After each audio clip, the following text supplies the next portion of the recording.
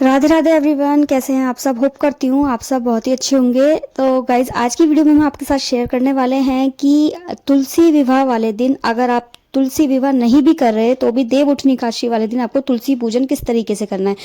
तो आज मैं आपको बहुत सरल विधि में ये पूजन करके दिखाऊंगी, तो प्लीज वीडियो को लास्ट तक जरूर देखिए। देखिए, सबसे पहले आपको क्या करना है, एक स्थान देख लें अपने घर में, आंगन में, चौक में, कि आप मतलब साफ सुथरा स्थान देख लें जहां पर आप तुलसी विवाह या तुलसी पूजन करेंगे।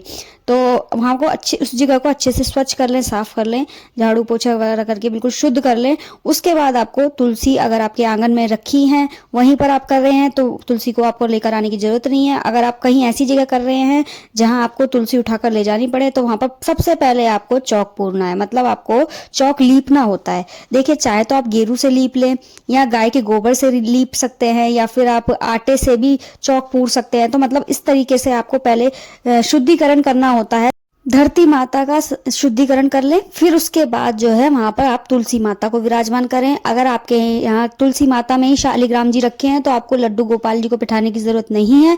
लेकिन अगर आपके तुलसी माता के साथ शालिग्राम जी नहीं है तो आप साथ में लड्डू गोपाल जी को भी बिठा लें। तो यहाँ पर मेरे पास शालिग्राम जी नहीं है, तो यहाँ पर मैंने लड्डू गोपाल को बिठा लिया है। दोनों एक ही स्वरूप होते हैं। और अगर आपके पास लड्डू गोपाल भी नहीं है तो आप भगवान विष्णु की भी तस्वीर या मूर्ति, जो भी कुछ आपके पास है, आप वो ले सकते हैं। तो यहाँ पर पहले मैंने गेरू से जगह को लीप लिया है, स्थान को जहाँ पर मैं पूजन करने वाली हूँ तुलसी पूजन। तो वह पहले मैंने उस स्थान को लीप लिया है। उसके बाद यहाँ पर देखिए, मैं थोड़ा थोड़ा आटे से जो है चौक पूर रही हूँ। आप चाहे तो कोई रंगोली भी बना सकते हैं, आपका जैसा मन करे आप उस जगह को अच्छे से सुंदर से सजाइए। फिर उसके बाद आपको तुलसी पूजन करना होता है। तो देखिए, यहाँ पर मैंने चौक पूर लिया है और चौक को लीप भी लिया है।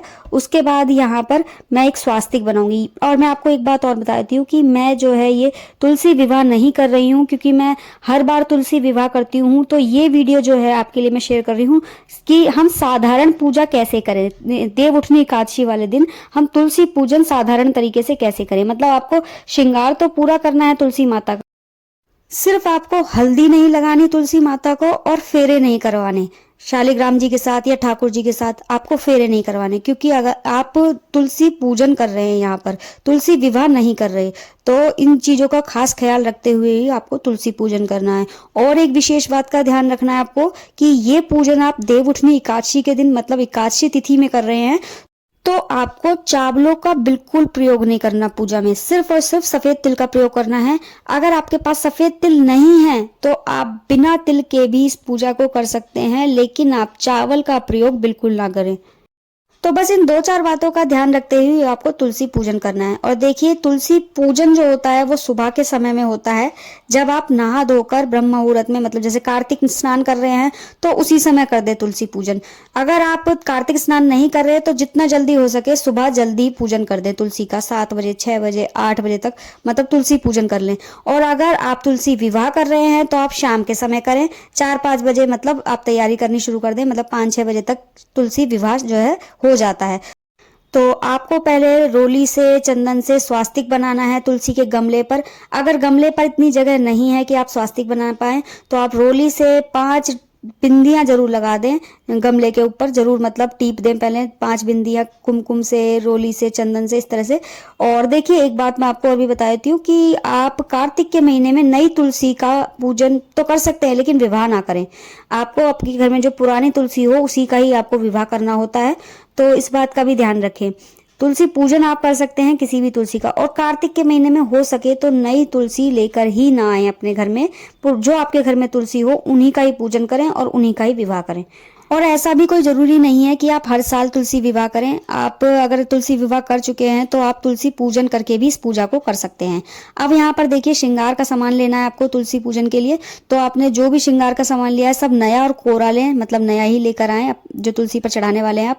और 5 या 7 जो भी आप चढ़ाने वाले हैं वो 5 या 7 की संख्या में होना चाहिए श्रृंगार का सामान। उसी के साथ साथ कुछ फूल माला, और फूल माला नहीं है तो फूल भी ले सकते हैं यहाँ पर आप पूजा में। भोग के लिए आप मिठाई ले सकते हैं, फल ले सकते हैं, बताशे से भी इस पूजा को कर सकते हैं। और देखिए, आपको कोई अन्न का प्रसाद बनाकर नहीं चढ़ाना यहाँ पर, क्योंकि एकादशी तिथि में जो है तुलसी माता, लक्ष्मी माता भगवान विष्णु के लिए व्रत रखती हैं। तो आपको यहाँ पर अन्न का प्रसाद नहीं चढ़ाना। जो भी चढ़ाना है फलाहार चढ़ाएं, या फिर मिठाई या बताशे से भी आप भोग लगा सकते हैं। सबसे पहले आपको माता रानी को, तुलसी मैया को चुन्नी उड़ानी है, क्योंकि देखिए चुन्नी के बिना ये पूजन अधूरा होता है। आप कोई वस्त्र दान ना करें, कहने का मतलब यह है आप जोड़ा ना चढ़ाएं, बेशक से साड़ी का, सूट का, लेकिन आपको चुन्नी जरूर उड़ानी होती है। कार्तिक के महीने में तुलसी माता को तो चुन्नी जरूर उड़ाएं, है ना। तो यहाँ पर देखिए मैंने सबसे पहले चुन्नी उड़ाई है, उसके बाद मैंने यहाँ पर दीपक प्रज्वलित करा है। दीपक प्रज्वलित करने के बाद ही आपको तिलक करना है सबको। पहले आप ठाकुर जी का करें, तुलसी मैया का करें, और दीपक पर भी रोली चंदन का तिलक करें। उसके बाद आप फूल माला, अगर आपके पास है तो तुलसी माता को फूल माला समर्पित करें और ठाकुर जी को फूल माला समर्पित करें। और फूल माला नहीं है तो आप फूल भी चढ़ा सकते हैं, और दीपक पर भी फूल चढ़ाएं, फूल अर्पित करें। अगर आपके पास सफेद तिल है तो दीपक के अंदर थोड़े से सफेद तिल डाल दें। उसके बाद आपको करना है श्रृंगार। तो सबसे पहले आप तुलसी मैया के सिंदूर लगाएं, बिंदी लगाएं, फिर उनको मेहंदी लगाएं, चूड़ियां पहनाएं। बस आपको हल्दी नहीं लगानी। तो ये सब करने के बाद आपको जो है फिर आप भोग प्रसाद में जो भी आपने रखा हुआ है, जैसे बताशे, मिठाई, फल, जो भी कुछ आपने रखा है सब उसका भोग लगाएं तुलसी मैया को और ठाकुर जी को। आपको अन्न का भोग नहीं लगाना, ये मैंने आपको पहले ही बता दिया है। और एक और बात, आपको तुलसा जी में जल भी नहीं चढ़ाना। एकादशी के दिन जल भी नहीं चढ़ाते, क्योंकि तुलसा जी एकादशी के दिन निर्जला व्रत रखती हैं। और ठाकुर जी के भोग में तुलसा दल रखा जाता है, तुलसा दल डालकर ही भोग लगाया जाता है। लेकिन एकादशी वाले दिन आपको तुलसी के पत्ते नहीं तोड़ने हैं, आपको एक दिन पहले ही तुलसी के पत्ते तोड़कर रख लेने हैं, जिससे कि आप ठाकुर जी के भोग में तुलसा दल डाल सकें। अब आप तुलसा मैया को और ठाकुर जी को भोग लगा लें अच्छे से। उसके बाद आपको जो है उनके ऊपर से वार फेर करना है, मतलब न्यौछावर करनी है।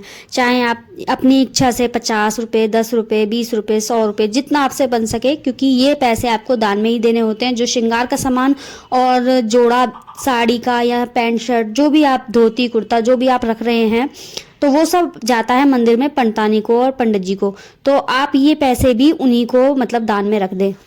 उसके बाद आपको, जब आपने सब कुछ श्रृंगार वगैरह और जोड़ा वगैरह सब चढ़ा दिया हो, उसके बाद आपको, अगर आपने व्रत रखा है, अगर व्रत रखा भी है तो भी, क्योंकि देवउठनी एकादशी का बहुत से लोग व्रत रखते हैं, तो अगर आपने व्रत रखा हो तो भी, अगर नहीं भी रखा तो भी, आपको तुलसी कथा कहनी है तुलसी जी के पास बैठकर। तो हाथ में थोड़े से तिल ले लें, थोड़े से फूल ले लें। उसके बाद आपको हाथ जोड़कर वहीं पर कथा कहनी है तुलसी मैया की। और जब कथा पूरी हो जाए तो वो तिल और फूल जो है तुलसी मैया को, ठाकुर जी को समर्पित कर दें।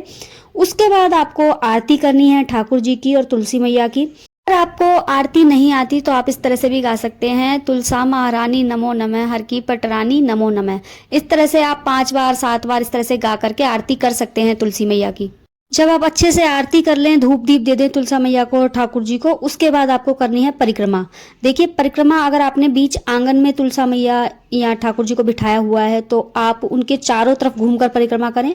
और अगर तुलसा मैया और ठाकुर जी ऐसे स्थान पर हैं जहां आप परिक्रमा नहीं कर सकते, मतलब आप उनके चारों तरफ नहीं घूम सकते, तो आपको एक ही जगह खड़े होकर घूमना होता है, मतलब परिक्रमा देनी होती है एक ही जगह घूमकर, वो भी परिक्रमा ही मानी जाती है। तो आप 1 परिक्रमा लगा सकते हैं, 3 परिक्रमा लगा सकते हैं, 7 परिक्रमा लगा सकते हैं। इस तरह से परिक्रमा करते हुए और ठाकुर जी से, तुलसा मैया से क्षमा याचना करते हुए कि पूजा में कोई भूल चुक हुई हो उसके लिए क्षमा प्रार्थना करते हुए, और तुलसा मैया से अपने अखंड सौभाग्य के लिए प्रार्थना करते हुए ही इस पूजा को संपन्न करना है।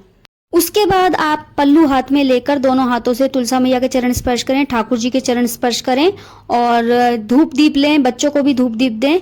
और जो भी भोग प्रसाद में आपने तुलसा जी को, ठाकुर जी को चढ़ाया है, वो सब घर में ही अपने घर के सदस्यों को ही बांट दें। और आपने तुलसा मैया को, ठाकुर जी को जो भी सामान चढ़ाया है, श्रृंगार का, जोड़ा, पैंट शर्ट का या साड़ी वगैरह का जो भी, और दक्षिणा वगैरह सब चीज आप जो है मंदिर में पहुंचा दें पंडित जी को। तो होप करती हूँ आपको आज की वीडियो और आज की जानकारी अच्छी लगी होगी। अगर अच्छी लगी है आपको आज की वीडियो तो प्लीज़ वीडियो को लाइक शेयर कमेंट करना बिल्कुल ना भूलें, और चैनल को भी जाकर जल्दी से सब्सक्राइब कर लें, क्योंकि गाइज कार्तिक मास से रिलेटेड बहुत सारी वीडियोस मैं आपके साथ शेयर करने वाली हूँ। तो मिलती हूँ अब आपसे नेक्स्ट वीडियो में, तब तक के लिए राधे राधे, जय जय तुलसा मैया की।